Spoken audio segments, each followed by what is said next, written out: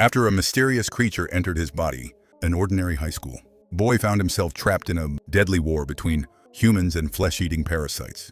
With a strange partner living inside his right hand, he had already faced countless terrifying battles. But as the enemies around him continued to grow stronger, one question slowly began to haunt everyone involved. Who were the real monsters? And what truly made someone human? After suffering many losses because of the parasites, Detective Harama finally discovered something unexpected. A dangerous psychopath named Origami seemed to have a strange gift. Somehow, he could tell whether a person was fully human or if a parasite was hiding inside them. Realizing how useful this ability could be, Hiramama brought him to the police station and used him to examine all the main suspects. One by one, each person entered the room. Whenever Origami sensed nothing unusual, he simply told the officers that the person was human, and they were immediately released. However, everything changed when Shinichi stepped inside. The moment Origami looked at him, he instantly realized that the boy was different. He could sense that Shinichi was not completely human anymore.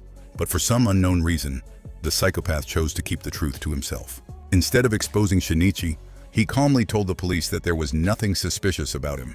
Because of that, Shinichi was allowed to leave without any trouble. As Shinichi was heading home, Migi suddenly sensed the presence of another parasite nearby. He quickly guided Shinichi toward the location, and soon they came across a horrifying sight.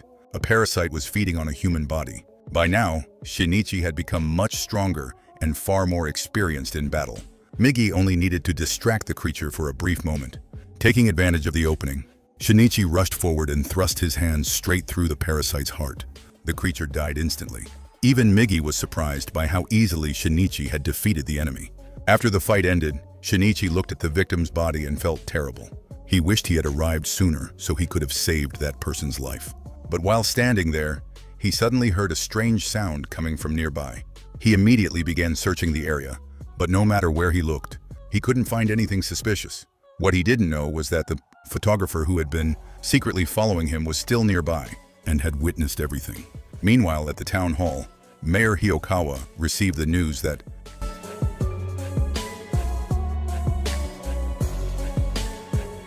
another parasite had been killed by Shinichi.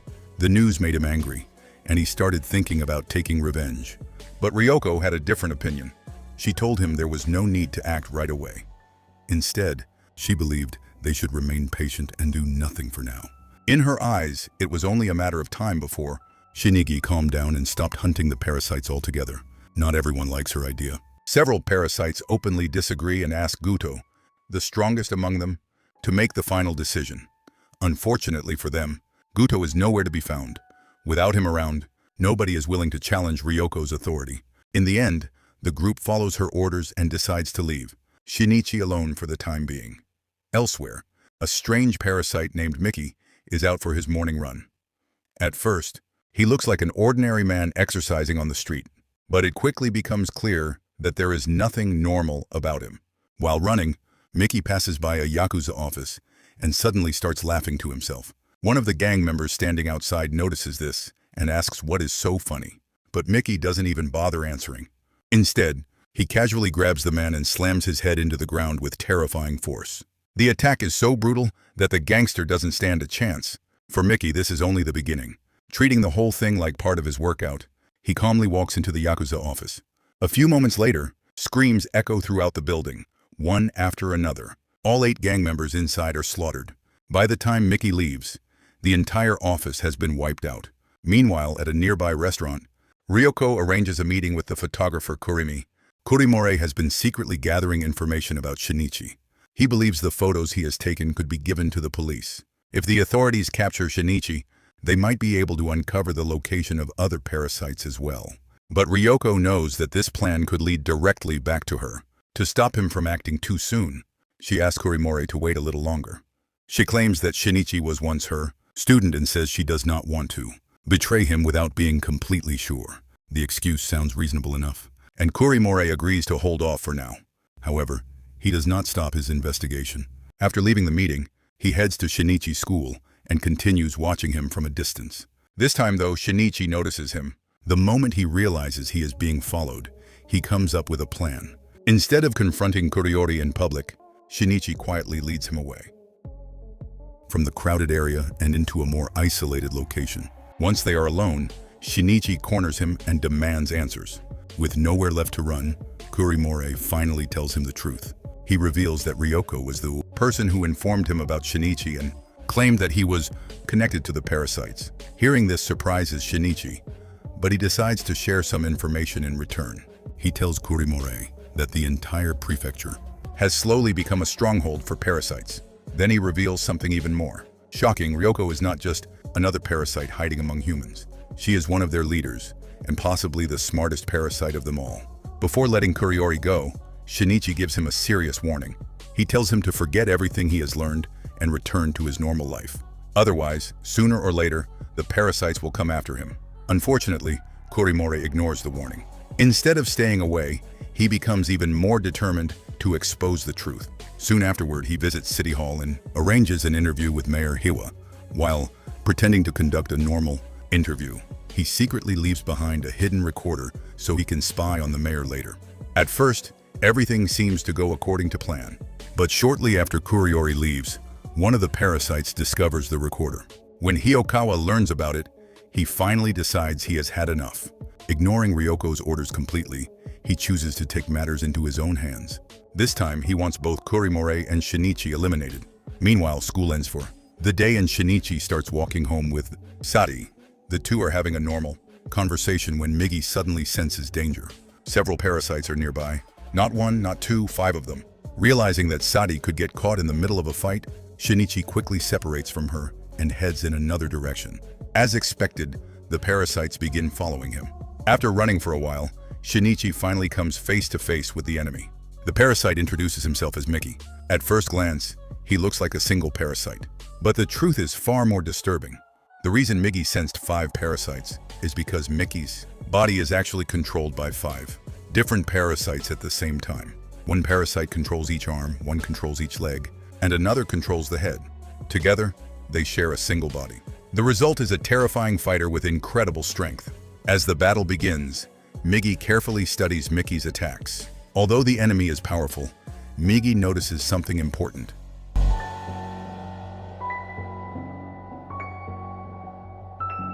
Because several parasites are controlling the same body, their movements are not perfectly synchronized. Their attacks are strong, but they are slightly uncoordinated. Migi immediately sees an opportunity. While Mickey focuses on Shinichi, Miggy stretches his body high into a nearby tree.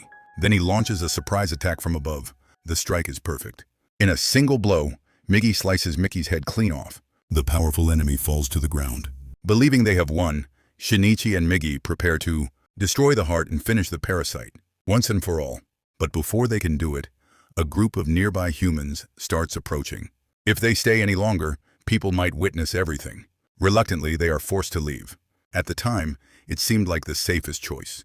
But it quickly turned out to be a terrible mistake. Moments later, the headless body begins moving again. The parasite that controls the right arm suddenly takes command of the entire body. And that parasite turns out to be Goto, the strongest and most dangerous parasite Shinichi has ever faced. The shocking truth is finally revealed. The body was never controlled by Mickey alone. Each parasite inside can take control whenever necessary, even changing the body's voice, behavior, and personality. Now that Goto has taken over, the threat becomes even greater. Then something truly horrifying happens.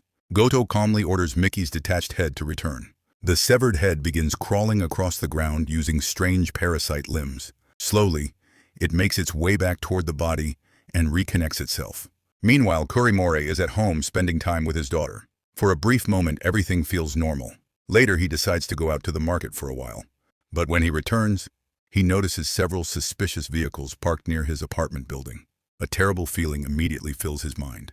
Fearing for his daughter's safety, he starts running as fast as he can. The closer he gets, the more panic takes over. Then he discovers the horrible truth. His daughter has been killed by the parasites. The sight completely shatters him. His grief quickly turns into rage. After the murder, Detective Hiramama questions Kurimore, suspecting that he may somehow be connected to the parasites. But Kurimore no longer cares about the investigation. All he wants is revenge. Later, when nobody is watching, he secretly escapes from the police station. At the same time, Ryoko learns about the death of Kuriore's daughter. Unlike most parasites, she is deeply disturbed by what happened. She immediately confronts Hyokawa. Ryoko is furious. She accuses him of disobeying her orders. Not only did he fail to eliminate Shinichi and Kurimore, but he also caused the death of an innocent child. The argument reveals a growing divide among the Parasyte leaders. Afterward, Ryoko returns home and spends some quiet time with her son. As she plays with him, feelings she never expected begin growing inside her. Little by little, her experience as a mother is changing her. For the first time, she starts understanding emotions that most parasites cannot understand. However, her peaceful moment doesn't last long. Soon after leaving the room, Ryoko notices that she is being followed. Several parasites are secretly tracking her. Pretending not to notice, she calmly leads them into a parking lot. Once they are far away from everyone else, she stops and turns around. Moments later, 3 parasites step out from the shadows and surround her. They order her to stay where she is. Then they reveal the reason they came. Hayawa has sent them to kill her, but Ryoko is not worried at all. She calmly tells them that 3 parasites are nowhere near enough to defeat her. Before they can react, a shocking transformation takes place. Parts of Ryoko's face suddenly split open, revealing that sections of it are actually missing. At that exact moment, 3 sharp parasite blades shoot out from her body at incredible speed. The attacks pierce straight through the hearts of all 3 enemies. The parasites are killed instantly before they even have a chance to fight back. A few seconds later, the strange pieces return and reconnect with Ryoko's face, restoring her appearance as if nothing had happened. After dealing with the attackers, Ryoko heads back to her son's room. But when she looks inside the crib, her baby is gone. Instead, she finds a note. The message is from Kurimore. It says that he has taken the child and is waiting at the police station. Meanwhile, Detective Harama calls Kurimore. He tries to convince him to reveal his location so they can work together and take revenge on the parasites. However, Kurimore refuses. Consumed by grief and anger over his daughter's death, he insists on handling everything himself. After ending the call, he secretly sends his location to Ryoko. When Ryoko receives the message, she decides to go meet him. But before leaving, she also contacts Shinichi and asks him to come as well. At the same time, the Japanese task force finally discovers that a large number of parasites are hiding inside the prefecture building. They immediately launch a massive operation. As police officers arrive at the scene, they announce that there is a sniper on top of the building. Using this as an excuse, they begin evacuating everyone inside. However, the real purpose of the evacuation is something completely different. Every person leaving the building is forced to pass through a special scanning system. The device can detect differences between humans and parasites. Whenever the machine identifies a parasite, the officers quietly separate that individual from the crowd. They then corner them between several buses. One by one, the hidden parasites are executed. Realizing what is happening, many parasites panic and attempt to escape before reaching the scanners. But the police are prepared. A large-scale hunt begins throughout the entire area. To make things even worse for the parasites, the officers bring in Origami. Using his unusual ability, he acts like a living detector and helps identify any parasite trying to hide among humans. With Origami's assistance, the task force successfully eliminates parasite after parasite. Eventually, they come face to face with Mayor Hokawa. Even now, Hiokawa tries to defend the parasites. He claims that they are necessary for the world and that they help control the human population. But the officers are not interested in listening. Without hesitation, they open fire. Hundreds of bullets strike Hikawa. Moments later, he collapses to the ground. However, a shocking truth is revealed. Despite supporting the parasites all this time, Hikawa was actually human. The officers have just killed a human being. Before anyone can fully process what happened, another figure appears. Goto has arrived. The moment Origami sees him, he immediately confirms that Goto is not human. The officers instantly begin firing. But unlike the others, Goto is on a completely different level. Using the parasite in his left arm, he creates a shield-like barrier. The bullets hit it and fall away as if they were nothing more than paper balls. Everyone watching is stunned. The creature's power is beyond anything they have ever seen. For the first time, even Origami becomes terrified. Realizing that staying there means certain death, he quietly slips away without anyone noticing. That decision ends up saving his life because seconds later, Goto begins slaughtering the officers with terrifying ease. Meanwhile, Ryoko arrives at the meeting point where Kurimi is waiting with her child. She immediately explains that she was not responsible for his daughter's death, but Kurimori refuses to listen. The pain of losing his daughter has completely consumed him. All he wants now is revenge. A short time later, Shinichi arrives and tries to calm him down. He begs Kurimori to stop before things get worse. Unfortunately, his words have no effect. As Ryoko slowly approaches, Detective Harama and his team finally track Kurimori's location and rush to the scene. Seeing the officers arrive, Kurimori completely loses control. In desperation, he threatens the child and tries to throw him from a dangerous height. Ryoko has no choice. Acting instantly, she launches one of her parasite blades and pierces Kurimori's heart. The photographer dies on the spot. Although tragic, it is the only way to save her son. With Kurimori gone, Ryoko finally takes her child back into her arms. But in doing so, she reveals her true nature in front of everyone. The police immediately realize that she is a parasite. Detective Hamama and his men draw their weapons and order her not to move. Ryoko ignores them. Instead, she calmly begins walking towards Shinichi while carrying her son. Seeing her disobey, Harama fires. The bullet strikes Ryoko directly in the forehead. Yet, to everyone's shock, she simply spits the bullet out and regenerates the wound almost instantly. The officers open fire again. Dozens of bullets hit her from every direction, but Ryoko never attacks them. Instead, she uses her parasite abilities to shield her son from the gunfire. Even while being shot over and over again, she continues walking forward. Watching this, Shinichi finally shouts at the police to stop. He reminds them that the child in her arms is completely human. Hearing this, Hiramama orders his men to cease fire. Covered in blood and barely standing, Ryoko finally reaches Shinichi. She quietly tells him that this is goodbye. Then she admits that living among humans taught her many things. For the first time, she truly understands feelings that most parasites never experience. Looking down at her son, she sadly says that she wished she could have lived as a normal mother and raised him herself. But she knows that dream can never come true. So she gently hands the child to Shinichi. She asks him to raise the boy as a happy and healthy human. Then Ryoko reveals something surprising. She says that out of everything she has done, her greatest experiment was not studying humans. It was becoming a mother. And now that she has finally experienced that feeling, she believes her purpose has been fulfilled. A few moments later, her body gives out. Ryoko falls to the ground and dies.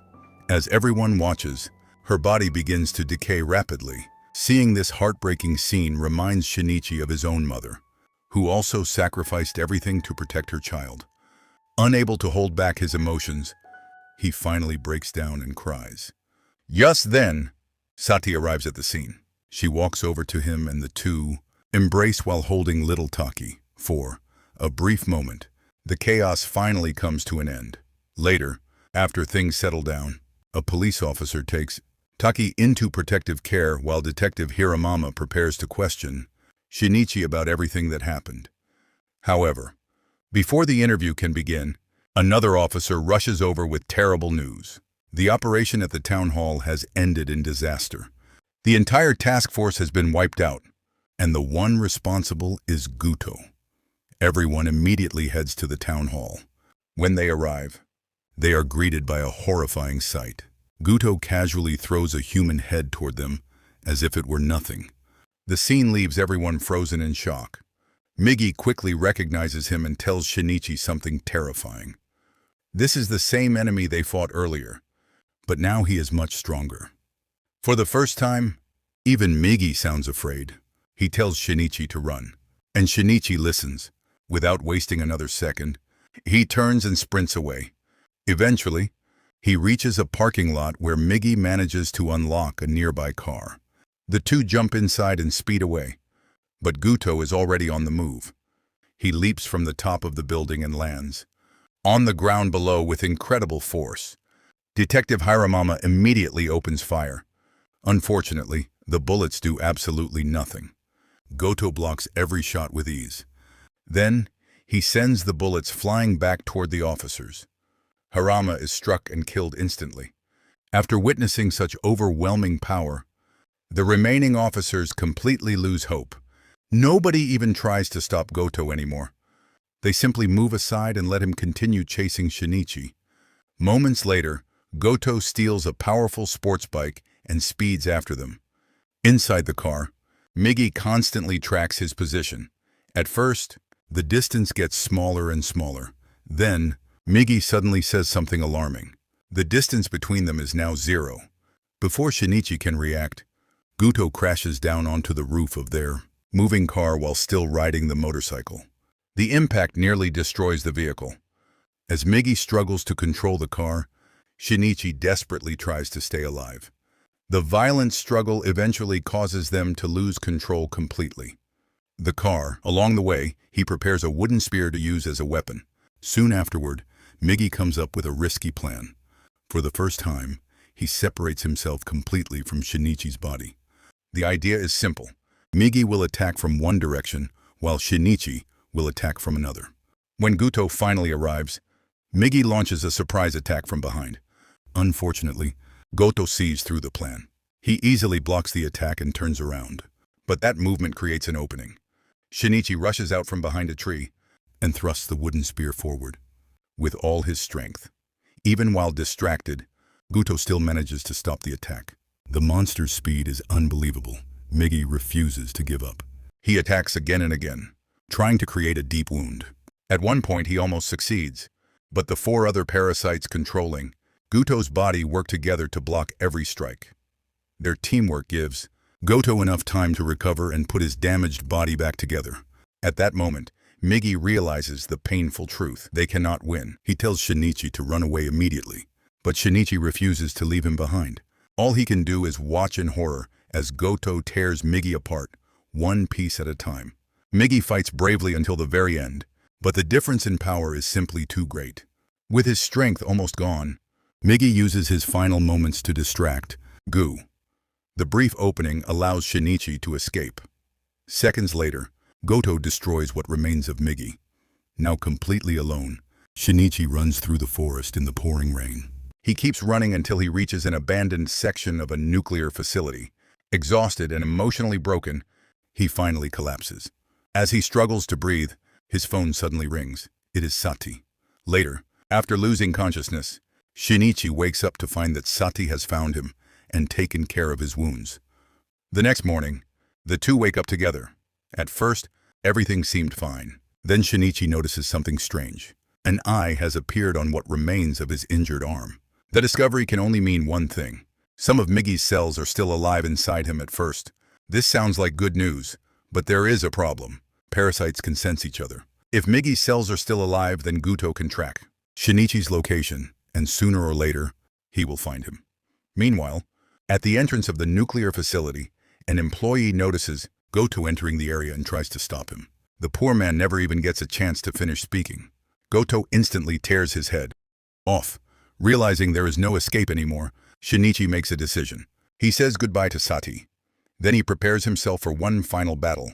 Instead of hiding, he deliberately reveals his location and lures Goto toward the nuclear waste section of the facility. Once there, Shinichi escapes onto a gigantic mechanical claw that slowly moves through the area. For a moment, it looks like he might get away. But Goto has other plans. Using his parasite powers, he transforms his legs into powerful animal-like limbs and launches himself through the air with an enormous jump. A second later, he lands directly on top of the moving claw. Now Shinichi is trapped. He has only one arm left, almost no strength, and the strongest parasite in the world. Standing right in front of him, Goto immediately starts attacking. His blades slash through the air again and again, giving Shinichi almost no chance to defend himself. However, during the attack, Goto accidentally cuts the cables holding the giant claw. The entire machine begins collapsing toward the ground. As everything falls apart, Shinichi notices a rusty metal rod sticking out from a pile of trash below. Realizing this may be his last chance, he takes a huge risk, dodging Goto's attacks by mere inches. He slides across the ground at full speed and grabs the metal rod. Then, using every bit of strength he has left, he charges straight toward Goto. The rod pierces deep into Goto's chest. But there is one problem. Shinichi misses the heart. Even after such a desperate attack, Goto is still alive. Enraged, Goto immediately launches a counterattack. But the moment one of his parasite blades touches Shinichi's injured arm, something unexpected happens. Part of Goto's body suddenly begins reacting. Then an unbelievable sight appears. A portion of the parasite separates from Goto and forms a familiar shape. Migi has returned. Shinichi can hardly believe his eyes. Migi explains that before being defeated, he secretly left some of his cells inside Goto's body.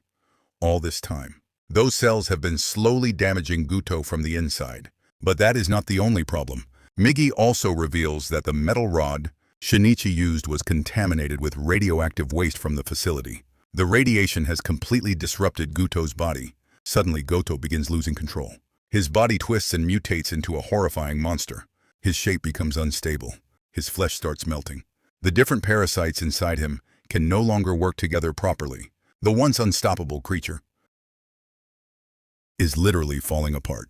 Moments later, Goto's body explodes. At last, the monster seems defeated. But even then, Goto refuses to die. His heart is still beating inside the parasite hidden within his head. Slowly, the remaining cells begin trying to rebuild his body. Seeing this, Shinichi knows there is only one way to end it. He slowly walks toward the remains of his enemy. Then, he pushes Goto into the blazing furnace of the garbage incinerator. The flames consume what is left of the parasite. And just like that, Shinichi finally defeats the strongest parasite on Earth. Sometime later, Migi explains that the radiation also affected him. Because of the damage, he must enter a deep sleep while his cells recover. The process could take years, maybe even decades. Migi then gives Shinichi one final piece of good news. Since he is no longer actively controlling the arm, Shinichi will eventually regain his normal right hand. The two friends share an emotional goodbye. Neither of them knows if they'll ever speak to each other again. Then Migi falls asleep. About a year later, life has finally become peaceful again. Shinichi and Sati visit little Taki, who has grown a lot since the last time they saw him. After spending some time together, the couple goes for a walk through the city.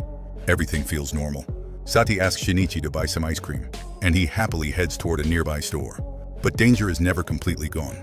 Watching them from a distance is Origami. The psychopath has never forgotten about Shinichi. The moment he gets the opportunity, he kidnaps Sati and takes her away.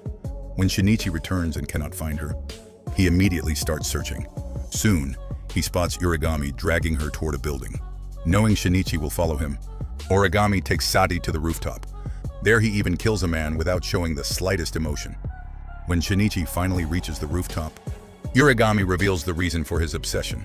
Ever since meeting him at the police station, he has wanted to know one thing. What does a real monster think about him? To Origami. Shinichi is neither fully human nor fully parasite. He believes Shinichi is the perfect person to answer that question. Despite everything, Shinichi calmly tells him that he is still human. He tries to convince Origami that he is not some special monster. But Sati suddenly interrupts. She calls Origami an idiot and says she feels sorry for someone like him. Those words immediately make him furious. His face fills with rage.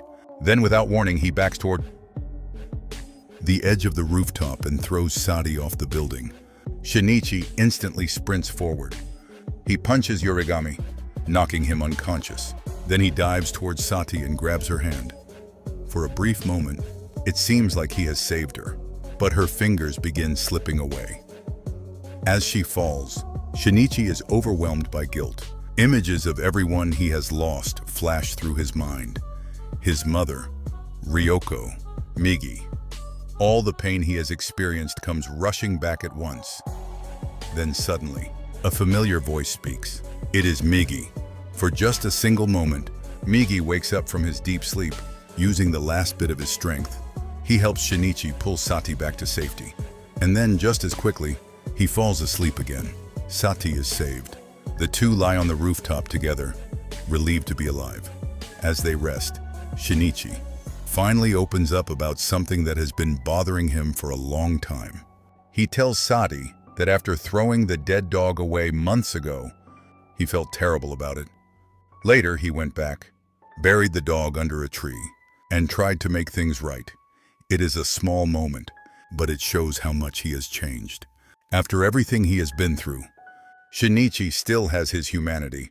And with that, the incredible story comes to an end.